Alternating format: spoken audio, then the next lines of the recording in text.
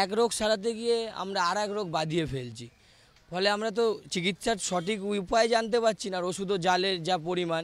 তা আমি গেলাম জ্বর কাশি নিয়ে, আমার দেখা গেল হয়ে গেল অন্য রোগ পেট ব্যথা। এটা অতি ভয়ঙ্কর, অতীব ভয়ঙ্কর।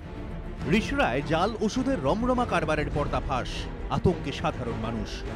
এই আতঙ্ক যে অমূলক নয়, চিকিৎসকদের বক্তব্যই তা স্পষ্ট। তাদের মতে জাল ওষুধের সাইড এফেক্ট মারাত্মক। দিনের পর দিন শরীরে জাল ওষুধ ঢুকলে ক্যান্সারের আশঙ্কা রয়েছে। ক্ষতি হতে পারে কিডনি, পাকস্থলী, এমনকি স্নায়ুর সমস্যাও দেখা দিতে পারে। একটা ক্ষতি হচ্ছে, প্রথমত রোগের ব্যাপারে কাজ করলো না, কারণ ওষুধটাই জাল, এবং এটাকে ওষুধ বলাই উচিত নয়। ওষুধের মধ্যে জিনিস মেশানো থাকতে পারে যেগুলোর দ্বারা আমাদের নার্ভ, লিভার এগুলো আক্রান্ত হতে পারে। ওষুধটা বাচ্চা খাচ্ছে না বুড়ো মানুষ খাচ্ছে, বা ধরো একটা রুগী যার লিভার অলরেডি ক্ষতিগ্রস্ত, অথবা একটা ধরো ডায়ালিসিসে পেশেন্ট, সে ওষুধটা খাচ্ছে, ক্ষতির পরিমাপটা রুগী টু রুগী ভ্যারি করবে। পাউডার ফর্মে কোনো কিছু জাল করতে গেলে সাধারণত সেটা ট্যাল্ক বা ওই ধরনের কোনো ক্ষতিকর জিনিস দিয়ে করা হবে। সেটা তো সরাসরি লাংয়ের মধ্যে ঢুকে গিয়ে নানা রকম ইন্টারস্টিশিয়াল লাং ডিজিজ বা ক্যান্সার এই ধরনের একটা সমস্যা তো সৃষ্টি করতেই পারে, এবং শ্বাসকষ্ট কমানোর থেকে শ্বাসকষ্ট বাড়িয়ে দেবার একটা ব্যাপার হতে পারে।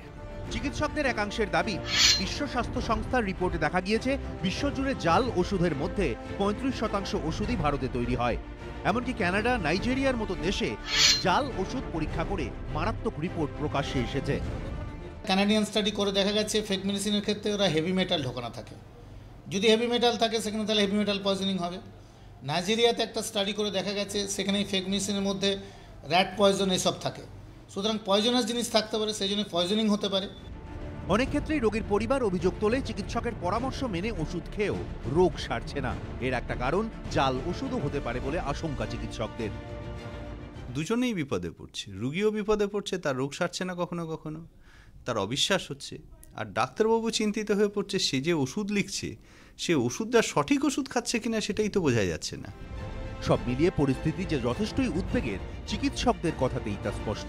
অরিত্রিক ভট্টাচার্য ও ময়ূর ঠাকুর চক্রবর্তী, এবিপি আনন্দ।